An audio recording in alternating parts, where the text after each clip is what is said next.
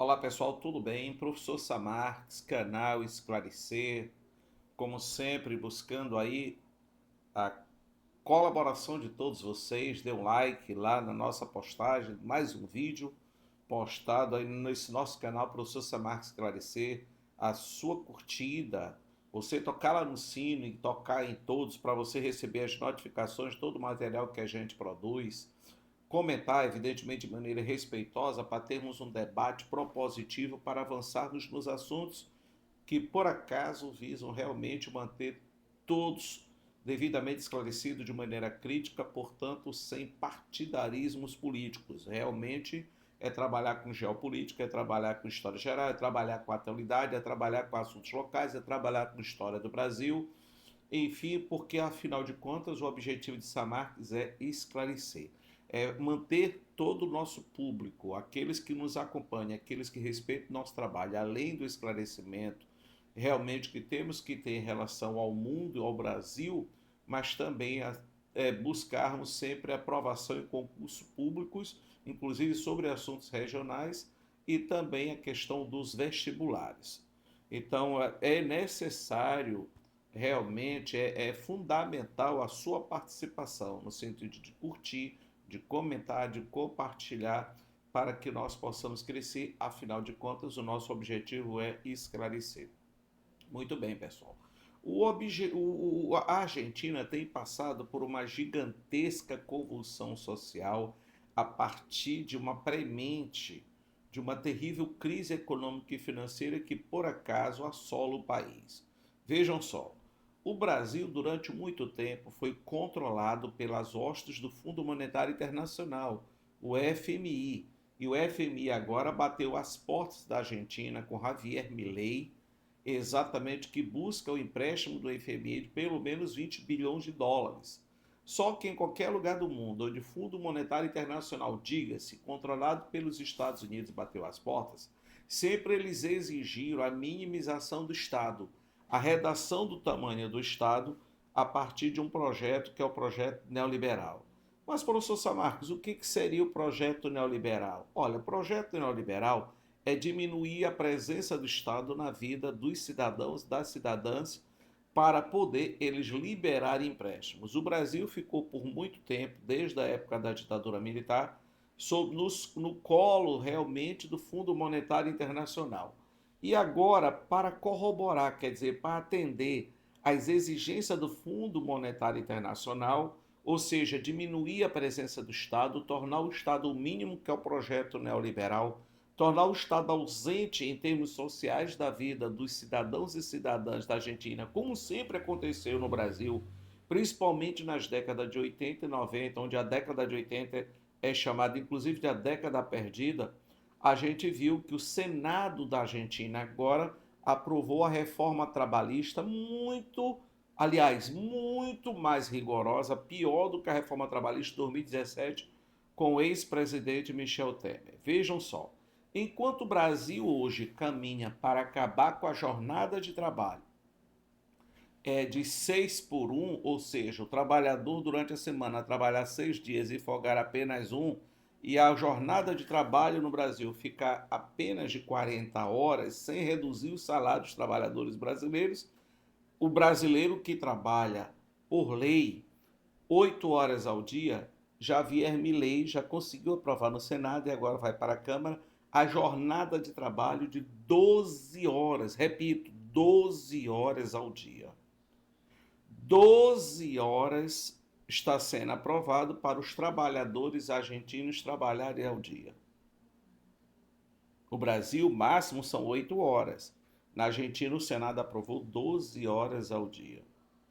Primeiro. Segundo, flexibilizar a questão das demissões, ou seja, facilitar as demissões dos trabalhadores argentinos. É a própria flexibilização, é a banalização das relações trabalhistas. E nas férias, por exemplo, um acordo entre empregados e patrões, como se isso funcionasse, como se o patrão tivesse a sensibilidade realmente de buscar o bem-estar dos trabalhadores para que as férias sejam parceladas com cada intervalo de férias de no máximo 7 dias. E em caso de demissão do empregado na Argentina, nos cálculos não mais se considerar pelos cálculos nem um 13º e nem as férias, mas pagar para os demitidos apenas o salário devido, no caso, os dias que por acaso tenham sido trabalhados por aquele trabalhador agora demitido.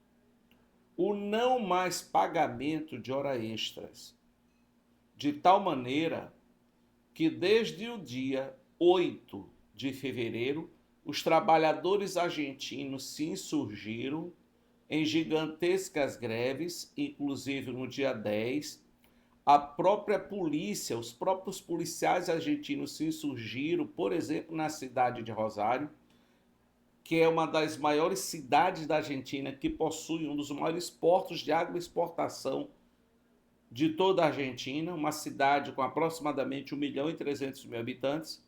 Os policiais se insurgiram exatamente exigindo um programa de saúde mental para os policiais argentinos, onde a Argentina tem batido recorde de suicídio de policiais. Ora, pessoal, um policial argentino, hoje, com 11 anos, por exemplo, de serviço, ele recebe em torno, olha a desvalorização da moeda argentina, eles recebem em torno de 1 milhão de pesos.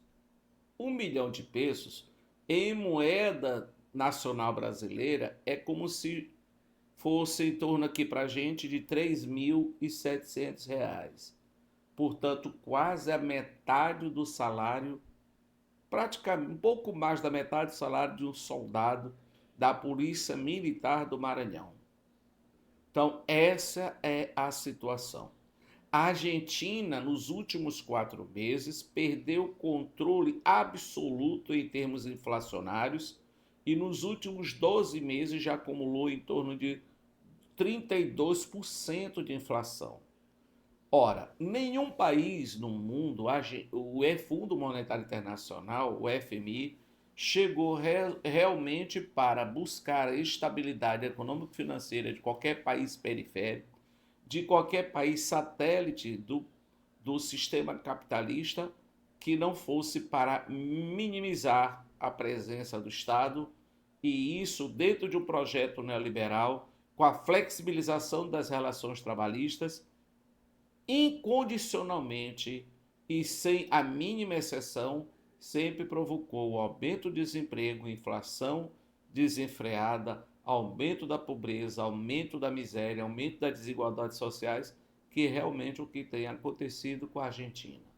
Javier Milei, que disse por muitas vezes que jamais iria negociar com qualquer tipo de regime socialista, procurou a China exatamente pedindo socorro, porque percebeu que os Estados Unidos jamais iriam negociar qualquer tipo de processo que não fosse realmente para provocar problemas sociais, econômicos e financeiros para a população argentina. Pelo jeito, somente agora Javier Milei percebeu que realmente os Estados Unidos não terá qualquer postura para minimizar esses problemas dentro do território do povo portenho que não seja para um processo de entreguismo aos interesses imperialistas norte-americanos. Então, esses dados são dados do INDEC, exatamente que é como se fosse o IBGE do Brasil, exatamente que, por acaso, o Javier Milei, que exigiu para análise desses dados e realmente perspectivas desses números fossem modificados no INDEC, no que provocou o pedido de demissão do Marco Lávina, que era o presidente do INDEC da Argentina, que não aceitou interferência, porque, afinal de contas, é um órgão autônomo, como é o Banco Central do Brasil, como é o Banco Central dos Estados Unidos. A outra situação é relacionada exatamente nesse nosso material relacionado ao Irã. O Irã agora, com essa reunião feita, no caso, entre Benjamin Netanyahu em território norte-americano, com o presidente dos Estados Unidos, Donald Trump, declarou que até aceita, dentro do seu programa nuclear, o processo de diluição do seu urânio. Vejam só, para a produção de energia, o Irã produzia urânio de até, no máximo, 6%. Só que agora já ultrapassou o processo de purificação em muito a 60%. Muito provavelmente o urânio já tem capacidade em termos de matéria-prima do urânio 235, que é o urânio capaz de produzir arma nuclear, que já deve ter ultrapassado os 85%. Quando o urânio radioativo 235 ultrapassa a pureza de 85%, ele é capaz, a partir de 50 quilos, realmente para produzir um artefato nuclear. O Irã, com certeza, e eles mesmos, as autoridades iranianas, inclusive o Ayatollah Ali Khamenei, já declarou que o urânio possui hoje enriquecidos no mínimo 400 quilos de urânio 235. Portanto, o Irã, com certeza, já tem matéria-prima que ultrapassa, sim, os 70%, mas que já dá com absoluta certeza para ter pelo menos 8 a 9 bombas atômicas. Os Estados Unidos, por sua vez, que exige que o Irã acabe com seu programa de mísseis de cruzeiro, de mísseis balísticos, que ultrapasse 5 vezes a velocidade do som, portanto, que ultrapasse 5 Mach, exigir o fim desse programa de mísseis capazes de atingirem com absoluta certeza todas as bases norte-americanas em todo o Oriente Médio. Capacidade desses mísseis que eles têm, automaticamente de pelo menos 3.000 quilômetros de distância. Ele sai da atmosfera da Terra, inclusive um míssil Fatah, que é um míssil balístico, que chega entre 13 e 15 Mach, portanto 13 a 15 vezes a velocidade do som, com a total incapacidade dos sistemas mais modernos de interceptarem com precisão a reentrada desses mísseis na atmosfera terrestre. Hoje, o Irã tem capacidade para provocar afundamento, sim, de do porta-aviões norte-americano Abraham Lincoln, inclusive os Estados Unidos disseram que irão deslocar para lá um novo porta-aviões, mas também de afundar os seus destroyers, as suas fragatas dessa frota norte-americana que por acaso está fundeada na região dos mares do Oriente Médio, logo após o país Omã.